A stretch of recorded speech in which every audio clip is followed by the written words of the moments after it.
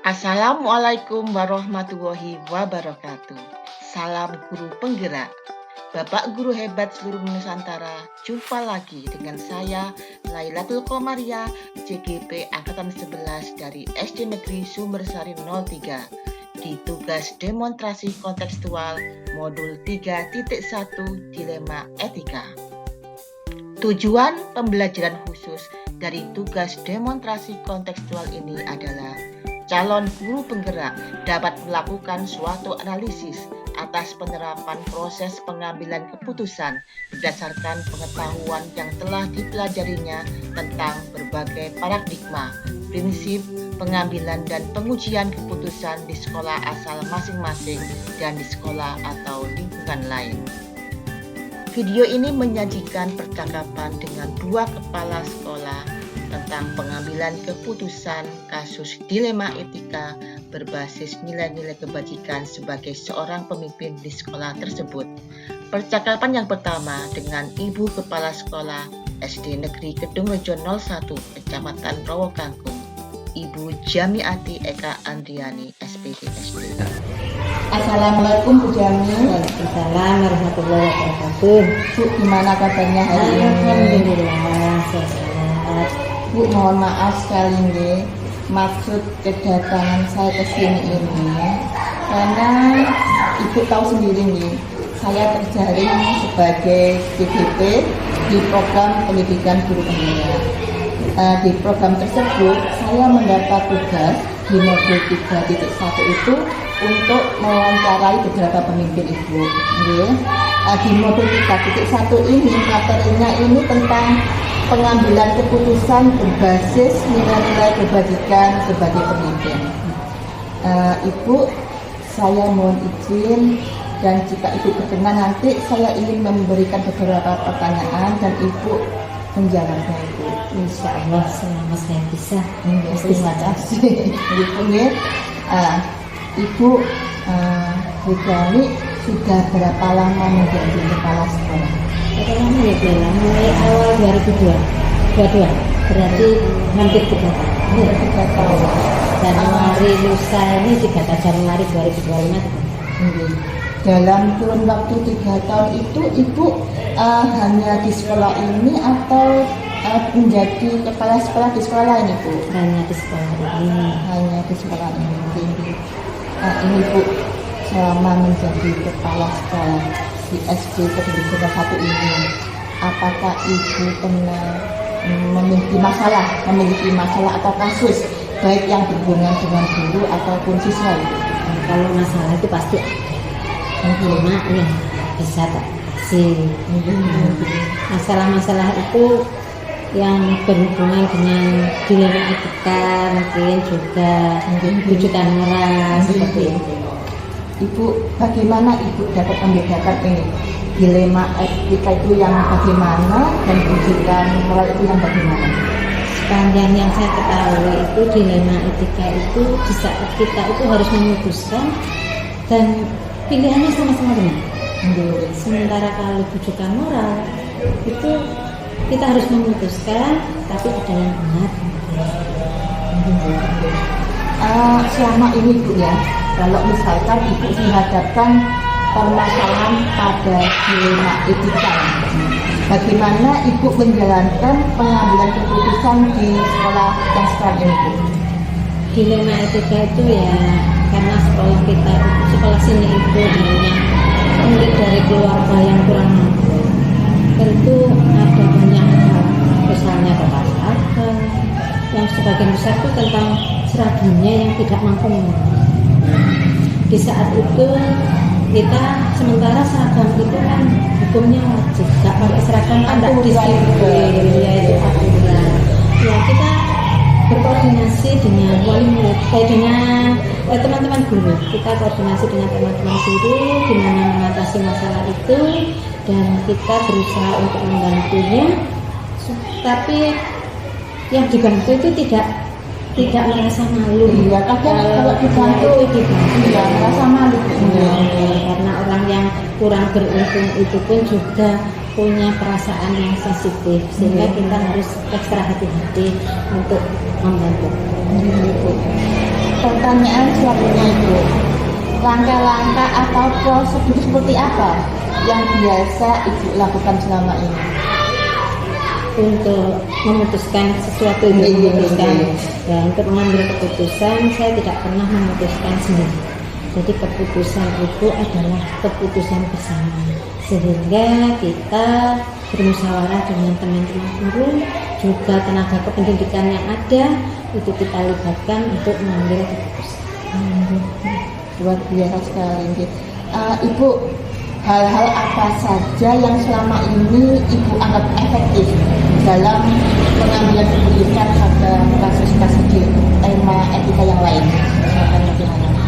Yaitu untuk mengambil keputusan di masalah dilema etika melalui musyawarah dengan teman guru. Tetap gitu ya, mungkin juga sekali waktu kita kalau memang diperlukan kita melibatkan orang tua, diberi pengertian supaya kita sama-sama enak, nggak ada yang tersinggung seperti itu. Ada nggak Bu tantangan atau hambatan dalam pengambilan keputusan pada kasus-kasus dilema etika? Ya ada seperti keputusan seperti kalau kita menegakkan disiplin anak yang berhubungan dengan misalnya pakai seragam, sehingga orang nggak mampu, dipaksa pun kayak apa nggak mampu. Itu kan urusannya dengan rasa kemanusiaan. Itu saya merasa saya kurang tegas, sehingga ya itu tadi kita tetap harus komunikasi yang baik, musyawarah bersama. Tetap harus Iya, jadi kurang tegas untuk memutuskan yang berhubungan dengan rasa kemanusiaan. Nggak mentolo istilahnya. Ada rasa peduli Bu. Pertanyaan selanjutnya, apakah Ibu memiliki jadwal atau tata cara dalam menyelesaikan sebuah kasus dilema? Mungkin ada tempat atau jadwal untuk menyelesaikan atau bentuk atau prosedur yang dijalankan? Kalau masalah jadwal jelas nggak bisa dijadwal, karena masalah itu sewaktu-waktu ada, begitu ada masalah kita langsung berusaha untuk menyelesaikan. Ibu, ada nggak seseorang atau faktor-faktor yang selama ini bisa mempermudah atau membantu Ibu dalam mengambil keputusan yang berhubungan dengan kasus-kasus dilema etika? Ya pasti ada. Di antara teman-teman guru itu pasti ada yang bisa diajak musyawarah, enak dalam mengambil keputusan dan serasa pas, tidak ada yang tersinggung seperti itu. Jadi laki-laki ya musyawarah melibatkan. Nggak terasa ini pertanyaan yang terakhir Ibu nih. Dari semua hal yang telah disampaikan oleh Ibu ini, kira-kira pembelajaran apa yang dapat Ibu petik dari pengalaman Ibu saat mengambil keputusan tentang dilema etika? Pengalaman saya selama mengambil keputusan masalah dilema etika itu kadang-kadang kita yang merasa menurut saya itu benar tidak benar juga. Jadi segala sesuatunya itu kita lihat dulu dari berbagai aspek untuk memutuskan sesuatu. Jadi nggak bisa saya memutuskan sendiri, karena yang saya anggap benar mungkin belum tentu benar menurut orang lain. Jadi harus dilihat dari segala. Terima kasih Bu Jami atas perbincangan kita ini. Ini saya merasa gimana ya, Ibu luar biasa sekali ya. Banyak masukan dan pengalaman mungkin yang bisa saya jadikan pelajaran dari apa yang kita perbincangkan ya. Terima kasih Ibu. Mohon Assalamualaikum. Waalaikumsalam warahmatullahi wabarakatuh. Wawancara yang kedua adalah percakapan dengan Kepala Sekolah SD Negeri Sumbersari 03 Kecamatan Rowokangkung, Bapak Dr. Andes Aspar. Assalamualaikum Pak Aspar. Waalaikumsalam warahmatullahi wabarakatuh. Bapak, mohon maaf sebelumnya, tujuan saya menghadap ke Bapak karena saya mendapat tugas dari program pendidikan di penggerak Bapak di modul 3.1 itu saya harus mewawancarai beberapa pemimpin nih dalam materi pengambilan keputusan berbasis nilai-nilai kebajikan sebagai pemimpin Bapak. Nggih. Silakan. Kalau nggih Pak diizinkan, saya akan memberikan pertanyaan ke Bapak. Nanti Bapak kalau berkenan Bapak menjawab pertanyaan yang saya berikan. Silakan. Nggih, terima kasih Daerah, Bapak. berikan pertanyaan. Nggih. Bapak sudah berapa lama Pak Astar menjadi kepala sekolah Bapak? Saya diangkat kepala sekolah di sini mulai 1 Oktober 2022. Sudah berapa tahun Pak? 2 tahun. 2 Pas tahun. sekarang Oktober. 2 tahun. Kurang 1 bulan untuk berjalan. Dalam waktu kurun 2 tahun itu jadi kepala sekolah di sini saja apa di lain sekolah Bapak? Saya jadi kepala sekolah masih pertama kali di lembaga SDN Sebesar Tiga. Masih di sini Pak.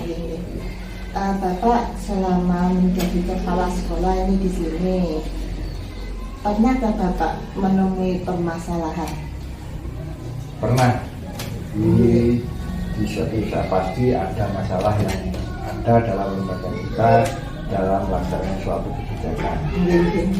Nah, masalah ini Pak G. Ya, Masalah-masalah yang Bapak hadapi ini bisa enggak nih Bapak mengidentifikasi kasus-kasusnya nih? Apakah ini termasuk dilema etika atau bujukan moral? Bagaimana Bapak itu mengidentifikasi kasusnya nih? Oh ini kasus dilema etika, oh ini kasus bujukan moral. Bagaimana Bapak? Jadi begini, yang termasuk kasus bujukan moral dan etika itu contohnya begini. Sebetulnya kita dalam mengambil kebijakan itu memang harus kita ambil, tapi sebetulnya itu salah, tapi itu harus kita lakukan. Contohnya yang bersifat etika. Kalau kita anak-anak pada waktu setelah ujian, kemudian di situ anak-anak akan ada salah satu murid atau 2 murid yang mengalami kurang menguasai materi dalam mengerjakan soal itu. Tapi untuk melaksanakan itu karena ada aturan yang harus kita lakukan, misalnya dalam semester akhir anak tidak boleh tidak dinaikkan, maka anak yang kurang mencapai KKTP itu harus kita naikkan dengan cara kita musyawarah dengan dewan guru semuanya untuk mencapai suatu mufakat. Jadi dilema Pak, jadi mau nilainya tetap, takut si anak ini nanti nggak naik. Kalau pas dinaikkan juga dilema kan, nilainya nggak sesuai. Jadi sebetulnya sama-sama benar ini. Jadi ini Bapak melakukan musyawarah musyawarah dengan dewan guru, mengadakan kesepakatan harus kita naikkan anak-anak yang mencapai di bawah KKTP. Nilainya dinaikkan dengan catatan kita nanti bisa memberi tambahan pelajaran di luar jam pelajaran. Oh iya Bapak. Langkah-langkah atau prosedur seperti apa yang biasa Bapak lakukan selama ini? Itu langkah yang kita lakukan yaitu dalam mengambil keputusan dengan mengajak semua dewan guru, kita ajak bicara untuk mencapai yang terbaik demi kebaikan anak-anak dan lembaga kita. Bersama dengan guru Pak. Terus hal-hal apa nih Pak yang selama ini Bapak anggap efektif? Jadi ini tidak kasus yang tadi lagi. Misalkan di kasus-kasus yang lain, hal apa yang Bapak anggap efektif dalam pengambilan keputusan pada kasus-kasus dilema etika? Yaitu dengan cara memberikan satu tindakan preventif sebelum permasalahan itu terjadi. Pencegahan mengadakan pencegahan belum ada permasalahan itu terjadi.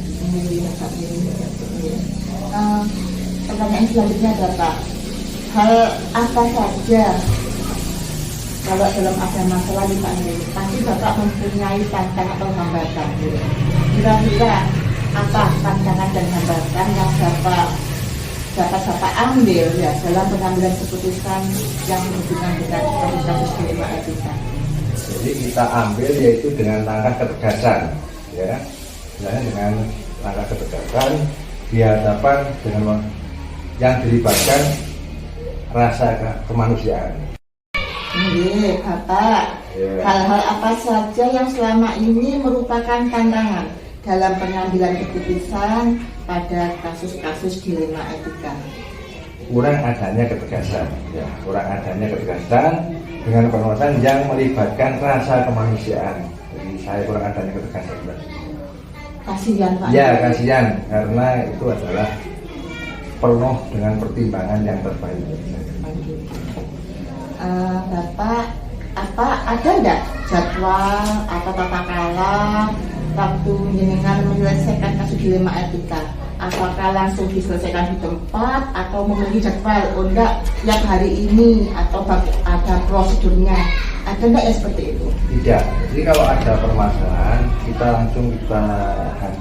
selesaikan secara langsung, secara bersama-sama. Kalau mungkin dengan satu personil kita ada cara empat mata untuk menyelesaikan suatu permasalahan itu. Jadi langsung kita selesaikan, tidak ada jadwal dan tidak kita tentukan untuk menyelesaikan permasalahan yang ada. Ada nggak Pak seseorang atau faktor-faktor yang selama ini mempermudah atau membantu Bapak dalam pengambilan keputusan yang berhubungan dengan kasus-kasus dilema etika? Untuk mengambil keputusan, saya selalu mengajak semua dewan guru untuk menyelesaikan permasalahan itu dengan yang terbaik demi keutuhan dan kebersamaan lembaga itu dalam mencapai tujuan yang ada di lembaga kita. Jadi dimusawarahkan Langsung bersama. ya, pertama kita ambil langkah dulu, kemudian setelah itu saya mengajak dewan guru untuk bermusyawarah untuk menyelesaikan permasalahan yang ada pada waktu itu. Pak. Nih, nggak terasa ini sampai pertanyaan yang terakhir Pak di ujung. Dari semua hal yang telah Bapak sampaikan, kira-kira ini Bapak, pembelajaran apa yang dapat Bapak petik dari pengalaman Bapak dalam mengambil keputusan tentang dilema etika? Jadi tidak semua yang kita anggap itu benar karena harus melalui dulu dari berbagai aspek. Ya, jadi tidak semua benar, tapi harus melalui beberapa aspek. Bahkan kita bilang benar, tapi di sisi lain juga benar Pak. Nah, iya, itu tadi yang saya contohkan. Pak, sehat Pak. Pak Astor, matur nuwun atas pembicaraan kita hari ini. Sama-sama. Mudah-mudahan Ini merupakan introspeksi diri saya. Mungkin ada kekurangan di lembaga kita. Mari kita belajar bersama. mudah-mudahan apa yang Bapak Astor sampaikan bisa menjadi pelajaran bagi saya, juga masukan bagi saya di kedepannya. Terima kasih Bapak. Sama-sama, Bu. Assalamualaikum. Waalaikumsalam warahmatullahi wabarakatuh. Refleksi dan analisis keputusan dari dua kepala sekolah.